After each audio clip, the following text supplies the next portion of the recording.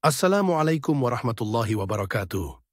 Selamat datang di channel Tausiah Ustadz, tempat kita berbagi inspirasi dan ilmu seputar Islam. Semoga video ini membawa manfaat dan menjadi jalan kebaikan untuk kita semua. Bismillah. Yuk, kita mulai. Assalamualaikum warahmatullahi wabarakatuh. Alhamdulillahi rabbil alamin. Wassalatu wassalamu ala rasulillahil karim. Nabiyyina wa sayyidina Muhammadin al-amin wa ala alihi wa sahbihi ajma'in wa ba'd. Saudara-saudariku, berjumpa kembali dalam kajian Aku Suka. Ayo kultum sejenak untuk berbuka. Semoga sampai detik ini kita senantiasa dinaungi oleh rahmat Allah Subhanahu wa taala yang menjadikan kita semakin bergembira dan semangat menunaikan ibadah puasa Ramadan, sekaligus mengisi setiap waktunya dengan meningkatkan berbagai macam amal soleh yang mampu kita optimalkan. Di atas semua itu, semoga Allah Subhanahu wa taala berkenan menerima seluruh rangkaian ibadah yang kita tunaikan setidaknya sampai detik ini. Teman-teman, di antara menu ibadah Ramadan ada yang diwajibkan fardu, ada yang disunnahkan, dituntun untuk memberikan kelengkapan, kemuliaan yang bisa kita raih, sekaligus tambahan pahala yang mampu kita dapatkan. Di antara ibadah sunnah itu adalah ibadah yang dikerjakan di waktu sahar, waktu singkat menjelang fajar. Kurang lebih kisaran 15-30 menit menjelang fajar. Bilapun waktu subuh, misal saja ambil pasnya jam 4.30, maka waktu sahar tepat di pukul 4 menjelang ke waktu fajar. Segala aktivitas yang dikerjakan di waktu sahar dinamakan dengan sahur.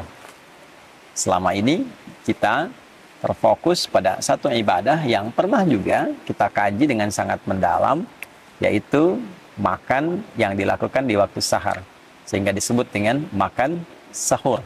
Tasahharu fa inna fis sahuri barakah. Demikian tegas Nabi SAW, makan sahurlah Anda, karena di dalam makan sahur yang benar itu terdapat banyak sekali keberkahan, banyak sekali tambahan-tambahan kebaikan. Pada titik ini, kita telah mengkaji dengan cukup detail insya Allah tentang makna sahar, tentang keberkahan di waktu sahur. Namun demikian, ada satu rahasia amalan yang kiranya jarang terungkap. Padahal amalan ini begitu penting. Bukan hanya dapat mengantarkan kita pada cinta Allah Subhanahu wa taala, pada keriduan Allah Subhanahu wa taala, pada rahmat dan surganya Allah Subhanahu wa taala. Lebih dari itu, saat kita di dunia, amalan ini bahkan dapat menghadirkan beragam jenis kemudahan dalam berkehidupan. Baik itu rizki, kedamaian, ketenangan, hingga berbagai macam keringanan dalam beraktivitas dan solusi dari semua persoalan yang mungkin kita hadapi dalam berkehidupan. Teman-teman, amalan itu adalah istighfar. Amalan itu adalah istighfar. Di dalam Al-Quran ada beragam ayat yang kita dapat temukan yang menunjukkan amalan istighfar yang dikhususkan waktunya di waktu sahar. Jamak dari kata sahar adalah ashar. Adalah ashar. Kata ashar pertama kita temukan di antaranya dalam Al-Quran surah Ali Imran di ayat yang ke-17. Ketika Allah Subhanahu wa taala menyifati kalangan orang takwa. Jadi di ayat 15-nya kita mendapatkan sifat-sifat orang takwa. Qul a'unabbi'ukum bi khairin min dzalikum lil ladzina taqaw inda rabbihim. Muhammad SAW viralkan kepada orang-orang yang kehidupannya fokus mencari kemapanan dan kenyamanan dunia. Pengen mendapatkan limpahan dari harta benda, emas, perak, kalau sekarang mungkin uang, aset, dan sebagainya. Pengen punya kendaraan yang mewah, pengen punya lahan yang cukup luas, pengen punya hewan ternak, kebun, dan sebagainya. Di atas semua itu viralkan ya Muhammad SAW, ada anugerah yang sangat istimewa, yang sangat agung, yang Allah berikan khusus pada orang-orang yang bertakwa. Nah, apa hadiah yang Allah berikan itu? Ya, ada jannah berupa surga yang dihiasi dengan keindahan yang sangat sempurna, pasangan-pasangan yang sangat serasi, Dan yang paling tinggi adalah keridhaan Allah Subhanahu wa taala. Kalau Allah sudah ridho, semua akses dibuka, langit dan bumi dibuka. Ya, untuk siapa orang-orang itu? Ya, di antaranya adalah orang-orang yang disifati oleh Allah Subhanahu wa taala dengan kata ibad. Yang ibadahnya sangat luar biasa, yang pendekatan kepada Allahnya luar biasa. Dan di ayat ke-16 disebutkan komitmen orang ini sampai berkata, mereka memohon kepada Allah ampunan yang pertama kali. Alladzina yaquluna rabbana innana amanna faghfir lana dzunubana. Ya Allah, kami berikrar bahwa kami beriman kepadamu, maka dengan iman ini mohon ampuni dosa-dosa kami. Ya, ampuni dosa-dosa kami. Jadi yang didahulukan oleh Allah ternyata amalannya adalah permohonan ampunan.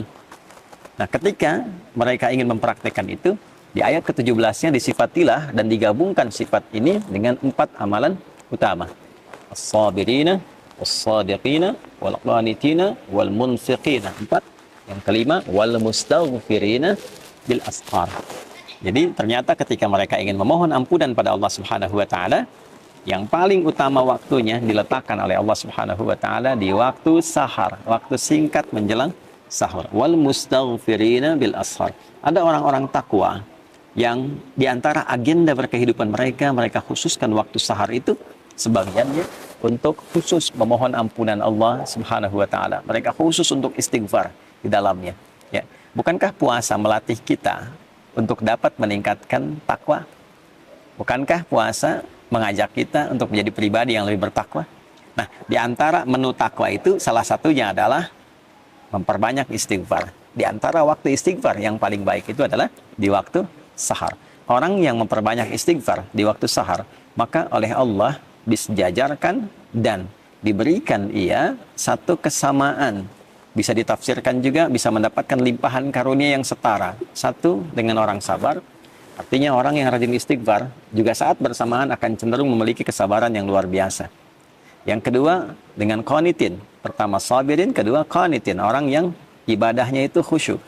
Orang yang rajin istighfar, orang yang menggerakkan istighfar dalam hidupnya, itu semakin menggerakkan kekhusyuan dalam ibadahnya. Jadi ada irisan antara kekhusyuan dengan istighfar. Semakin rajin istighfar, semakin dekat dengan Allah, semakin khusyuk ibadah. Kemudian juga lebih daripada itu, was-sadiqin, orang-orang yang membenarkan risalah yang Allah tetapkan, yang Nabi ajarkan, di saat yang bersamaan dia mengamalkannya. Nah, itu shadiqin namanya. Dia yakin ketika Allah berfirman, misalnya, ya, waqimus sholat, tunaikan sholat. Dia yakin sholat itu ada kebaikan, kebenaran, saat yang bersamaan dia kerjakan juga. Karena ada orang yang paham Islam itu benar, Islam itu bagus, tapi tidak mau berislam. Ya. Ada orang yang paham sholat itu benar kok, mendekatkan diri pada Allah, tapi nggak sholat. Nah, ini tidak masuk dalam kategori shadiqin. Shadiqin itu yang membenarkan sekaligus mengamalkan. Kemudian setelah itu munfiqin, ya, yang gemar berinfak, gemar berinfak. Karena itu ada korelasi antara istighfar dengan peningkatan harta benda. Dan peningkatan harta benda yang diawali dengan istighfar nanti arahnya ibadah, bukan mewah. Bukan saya punya harta untuk membangun dunia, bukan. Ya, dunia itu akan ikut. Tapi kemewahan yang didapatkan itu untuk mengisi ruang-ruang akhirat yang telah Allah siapkan untuk kita. Itulah sebabnya kalau kita ngaji di Quran surah Nuh misalnya, ayat 10, ya, maka kita dapatkan faqultu astaghfiru rabbakum innahu kana ghaffara. Ya, Nabi Nuh mengatakan, saya menyampaikan pada umatku, kalian banyakin istighfar. Kalau sudah banyak istighfar, Allah punya sifat memberikan ampunan bagi hamba yang senang istighfar. Sifatnya disebut Ghaffar. Kalau Allah sudah berikan ampunan, apa yang terjadi? Yursilis samaa'a 'alaikum bidrara wa yumdidkum bi amwalin wa banina. Ya. Jadi Allah akan kirimkan, curahkan banyak rahmat. Yang kering, tandus, hujan dikirimkan supaya gembur kembali. Jadi kalau ada yang tandus, yang kering, tidak berkembang, nah salah satu amalan zikirnya dalam Quran tuh banyak istighfar. Tobat semua penduduk, minta ampun sama Allah, nanti Allah turunkan hujan. Ya, makanya di antara istisqa itu kan ada kaitan dengan istighfar. Kemudian wa yumdidkum bi amwal wa banin, harta oleh Allah dilimpahkan, keturunan oleh Allah disejahterakan. Karena kalau sudah istighfarnya bagus, dekat dengan Allah, dinilai pandai mengelola kehidupan. Harta dititipkan berapapun banyaknya pasti benar. Digunakan ibadah, gunakan infak, ya. Nah, makanya kalau ada orang diuji oleh Allah, ingat itu ujian loh, dihisab, ya. Diuji dengan kekayaan, nah, itu bukan untuk menaikkan dan mengupdate status secara sosial. Bukan kebanggaan dulu yang dibawa, kayak nih bisa mengatur ini itu. Tidak. Sama saja dengan titipan ilmu, titipan tenaga, kedudukan. Itu modal untuk ibadah, instrumen ibadah. Kalau dengan ditambah belum dekat, ditambah belum bisa ibadah, nanti mesti hati-hati ya. Nanti bisa berganti menjadi istidraj, itu bahaya. Ya, penambahan harta yang tidak mampu mendekatkan diri kepada Allah. Jadi istighfar itu kalau benar dikerjakan memudahkan datangnya rezeki. Ya, mensejahterakan keluarga, wa anhar, punya aset yang baik-baik.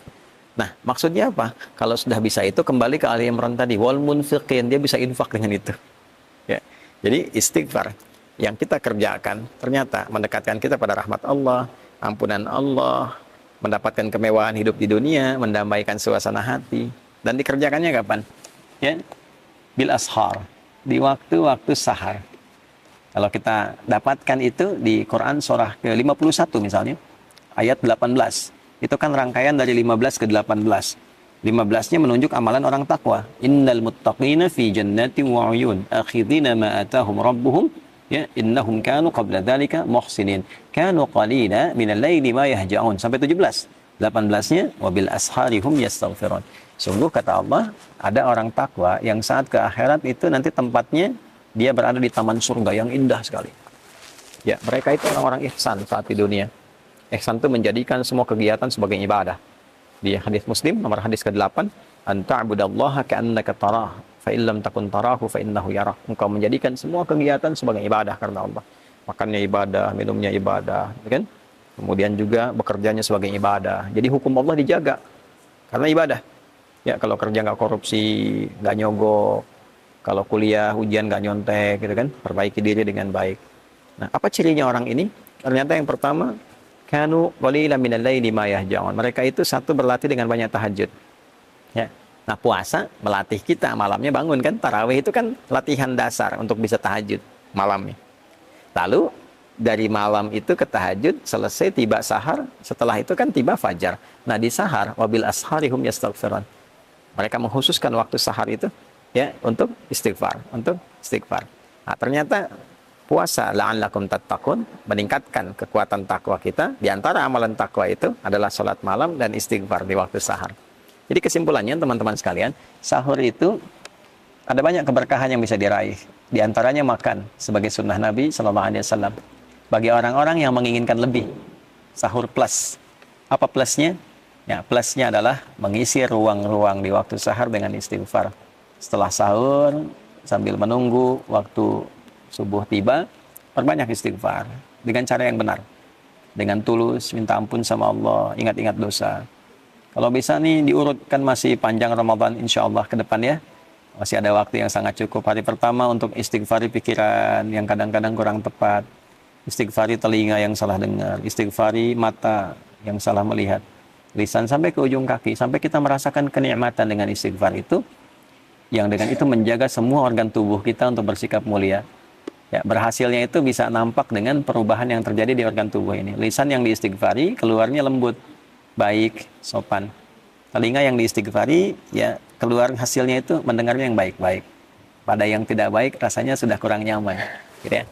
Ada demikian sampai ke ujung kaki kita. Sampai kita menjadi bagian, insya Allah, ibadah rahman hamba Allah yang disayang oleh Allah Subhanahu wa Ta'ala. Nah, itulah bagian dari kegiatan-kegiatan yang bisa kita isi selama Ramadan yang selama ini mungkin tidak banyak viral di kalangan masyarakat.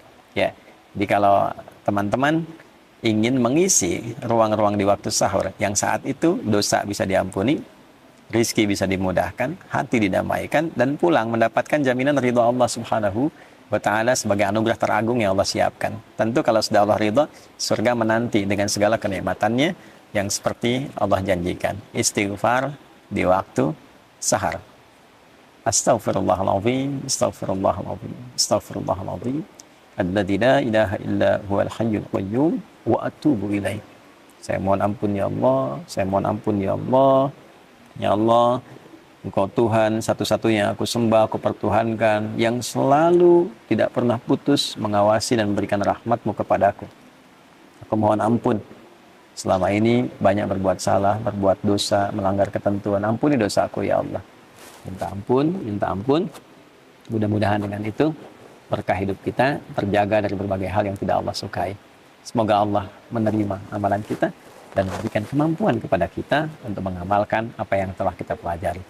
Subhanakallahumma rabbana wa bihamdika asyhadu an la ilaha illa anta nastaghfiruka wa natubu ilaik waj'alna min ibadikal mustaghfirin waj'alna min ibadikal muttaqin wa akhiru da'wana alhamdulillahi rabbil alamin. Adi Hidayat, Mira. Assalamualaikum warahmatullahi wabarakatuh. Terima kasih sudah menonton. Jangan lupa like, share, dan subscribe untuk mendukung dakwah ini. Sampai jumpa di video berikutnya. Wassalamualaikum warahmatullahi wabarakatuh.